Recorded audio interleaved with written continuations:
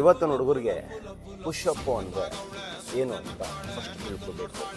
ಅದಾದಮೇಲೆ ಪುಷಪ್ ಹೊಡಿಬೇಕಾದ್ರೆ ಯಾಕೆ ನಮಗೆ ಪುಷಪ್ಪು ತುಂಬ ಇಂಪಾರ್ಟೆಂಟು ಅನ್ನೋ ವಿಷಯ ಅರ್ಥ ಮಾಡ್ಕೋಬೇಕು.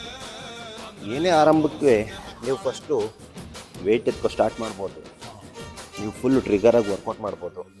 ಬಟ್ ಪುಷಪ್ಪು ಅನ್ನೋದು ಬೇಸಿಕ್ಕು ಅಂತ ಮರಿಬೇಡಿ.